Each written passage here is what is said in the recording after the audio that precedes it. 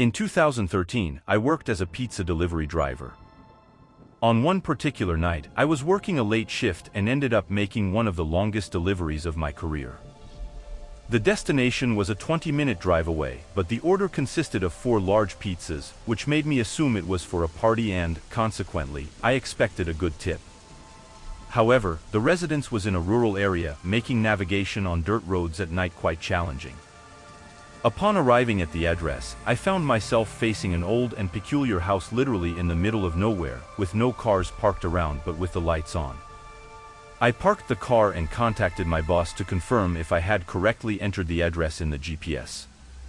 He was visibly grumpy, and although he instructed me to knock on the door to check if anyone was there, I knew he wouldn't be pleased if I had to return with the 4 pizzas intact.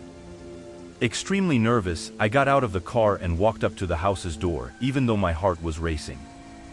There was no doorbell, so I knocked forcefully on the door, but heard no response, as I expected. The feeling of disappointment grew as I realized that it had all been a huge waste of time and gasoline. I decided to knock once more, with even more force. Suddenly, I was startled by a strange noise coming from inside the house, as if something was moving.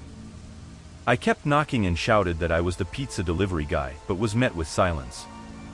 The presence of that strange sound only increased my discomfort. I was about to give up and return to the car when something caught my attention at the window. A figure, whose details were hard to distinguish in the darkness, was watching from inside the house. I couldn't discern if it was a man or a woman, only the eyes, which seemed to be fixed on me with disturbing intensity. That sight was enough to make me drop the pizzas on the ground and run back to the car, with my heart pounding wildly.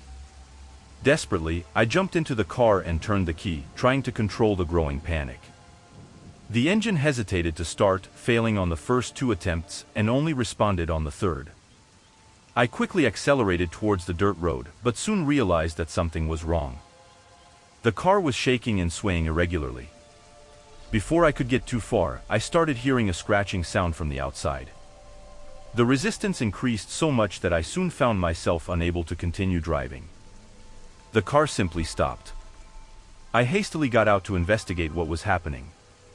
As I glanced around my car, a shiver ran down my spine and my heart raced even faster. All 4 tires were cut and deflated, with the wheels exposed. Not just the front ones, but all of them. It was at that moment that I realized someone had done this while I was knocking on the door of that scary house. Instead of running away, I chose to return to the car and lock the doors, even though I was so close to that house that I could discern its outline among the trees. With trembling hands, I grabbed my phone and called the police, recounting all the events to the officer who answered. She assured me that 2 patrol cars were nearby and instructed me to remain hidden.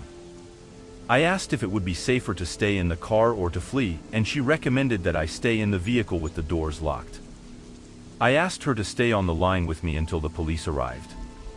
My body trembled uncontrollably as I stared into the darkness of the forest, which seemed to stretch endlessly. I knew it would be a long wait until the reinforcements arrived.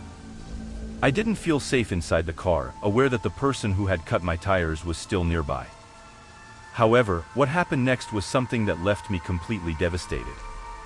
The events that unfolded continue to haunt me to this day, and I sincerely hope that no one ever has to experience a similar fear. I anxiously watched the windows, checking if there was no one outside. As I looked through the rearview mirror, my heart froze. There she was, the same figure I had seen at the window.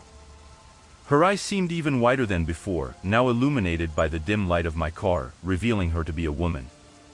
A smile began to form on her face. Desperately, I opened the car door and ran into the forest, completely ignoring the noise of my footsteps. I ran until I was out of breath, which didn't take long, and hid behind a giant fallen tree trunk, panting, while I waited what seemed like an eternity until I finally heard the distant sound of sirens. Gathering all my strength, I ran back towards the dirt road. Finally, the red and blue lights of the patrol cars came into view, bringing an indescribable relief. The officers were parked in front of my car, investigating with their flashlights. I ran towards them, shouting like a madman, asking for help. Exhaustion hit me and I almost vomited from the effort. The officers helped me up and began asking questions, and I recounted everything as best as I could. One of the patrol cars headed towards the house, and the officers began a thorough search. When they returned, they only brought back a few sharp objects, which apparently were used to cut my tires. After analyzing my account, the officers speculated that I had probably been chased by a sick and troubled couple. They believed that the man in the couple was responsible for cutting the tires. Unfortunately, as far as I know, the couple was never found, and this uncertainty continues to haunt me to this day. I decided to resign the next day and started working at a supermarket. The terrifying sight of the woman watching me from behind my car is something that will never leave my mind. In the second story, I used to take my dog for a walk every evening around my neighborhood after dinner. These walks were usually quiet and routine, just a stroll around the block before heading back home. To give context, I'm a young woman in my 20s, residing in a middle-class neighborhood. My city is known for its safety, with a low crime rate, and in the 15 years I've lived here, I've never felt threatened except for one particular night. It was around 7:30 p.m. when I got home. I quickly had dinner, opting for leftovers from lunch that were stored in the freezer, and then got my dog ready for our nightly walk. Since it was winter, darkness fell earlier, but the streets and sidewalks in my neighborhood were well lit. As I walked, I reached the corner and turned onto the street that bordered a park. This was my usual route, a pleasant circle back home that took about 15 minutes. That night, the silence was notable, something common during winters in my city. As I walked, I abruptly stopped and stood on the snow-covered sidewalk, watching my dog sniffing a nearby tree. It was then that I noticed a car parked in front of me, about 100 meters away. The vehicle was positioned along the street, close to the sidewalk where I was, with all headlights off, but the interior light on, revealing movements at the front of the car. I discreetly tried to observe the vehicle, trying not to attract attention, although my curiosity was heightened to understand what the person was doing there. The car wasn't close to any residence, and the day was already dark and cold, which made the person's presence even more intriguing. For now, I didn't feel afraid, just a sense of uncertainty hung in the air. I decided to continue my path, gently pulling my dog's leash. As I approached the car, I could clearly distinguish that it was a man who was there, looking quite agitated as he rummaged through the glove compartment. I kept my gaze on him, trying not to draw attention. However, when our eyes suddenly met, my initial instinct was to look away, but I ended up looking again. At that moment, we were only about 15 meters away, and the man, in a friendly gesture, waved at me and rolled down the car window. "Excuse me, could you help me?" he shouted through the window. He seemed to be about the same age as me and looked like an ordinary person. Curious, I asked him what he needed help with, and he began to explain that his car was having an issue and wasn't working. As he started using technical car-related language, I realized I wouldn't understand much of what he was saying. Unfortunately, I couldn't help him. Sorry, but I can't help with that," I replied, while pulling my dog and resuming my walk. After a few steps, I heard the sound of the car window going up and then shortly after, the engine starting. Within seconds, I noticed the car pulling away. I turned and watched the man driving his small vehicle down the street as if nothing had happened. That sight made me uncomfortable. After all, he had lied about the car being broken. After a few seconds of initial shock, feeling a bit nervous already, I hastened my pace. I was only 10 minutes from home, but my mind was racing, reflecting on how disturbing it was to witness that man driving normally after claiming his car was inoperative. I continued on that sidewalk for another 5 minutes until I reached the end of my route. The final part of my route consisted of a path that bordered some houses and then led to the back of a neighborhood close to my residence. It was the darkest and most isolated part of the journey. Upon reaching there, I increased my pace even more to get out of there as quickly as possible. However, as I traversed this darker section, I could see ahead, on the dark street that marked the end of the path, the same car as before. Only the front of the vehicle was visible, but it was clearly the same one. It seemed to be strategically parked, trying to avoid being noticed. With my heart beating rapidly, I abruptly pulled my dog's leash and began to run in the opposite direction, back along the way I came. Upon returning to the park, I turned onto a different street and opted for an alternative route home. Although longer, this route was well lit and passed close to several residences. Fortunately, it seemed that the man couldn't track me anymore. My heart was still pounding when I finally got home. As soon as I entered, I didn't hesitate to immediately call the police to report the incident with that man. Unfortunately, I realized I hadn't paid attention to the car's license plate.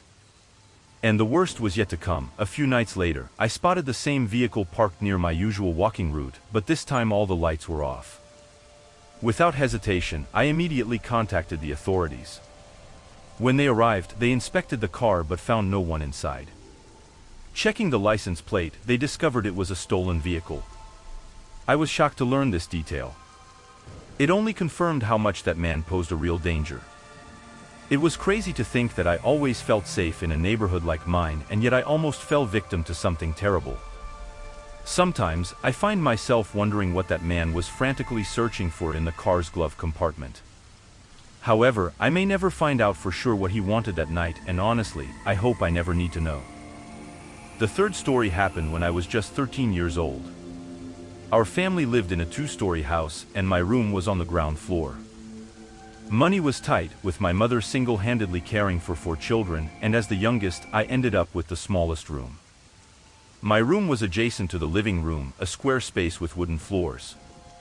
There were 2 large ventilation openings on the floor, 1 at each end, and also 2 on the ceiling. The bed occupied half of the room, giving an idea of how limited the space was. On that specific night, I was doing my homework in bed, as we didn't have a desk in the room, when suddenly I heard a child's laughter. I stepped out of my room to search the living room and the kitchen, checking if any of my siblings were around, but they all seemed to be upstairs. Usually, in stories like this, people tend to think they're just imagining things, but to me, that was absurd. I definitely heard that laughter. It was so loud and real that it couldn't have been a figment of my imagination. I continued with my homework, but remained alert, listening carefully for any other suspicious noise. Eventually, enough time passed for me to forget about the laughter. In fact, it seemed like I had overcome the scare when suddenly, the laughter resurfaced. This time, it lasted longer and didn't seem to come from outside my room. I even considered if one of my siblings was playing a prank on me and hiding in there. I followed the sound to the corner of my room and realized that the laughter was coming from the ventilation opening in the floor. I knelt down and brought my ear close to the air outlet, but heard nothing more than silence. For a few moments, everything was completely quiet. Then, I backed away and put my eyes close to the ventilation opening to look inside. It took a few seconds for me to realize that there were 2 eyes staring directly at me. I screamed like a girl and called out to my mother in panic. Minutes later, she hurried into my room, but to my frustration, the sound of laughter had disappeared, and the eyes were no longer there. I wondered if I might be going crazy due to lack of sleep, but I refused to spend the night in that room. My mother, understandingly, allowed me to sleep in her room that night. This arrangement continued for a week before she insisted I go back to sleeping in my own room. Surprisingly, I spent the next 4 years in that same room before we moved out of that house. However, since that night, no paranormal events have haunted me again. If you've made it this far, thank you very much, and until next time.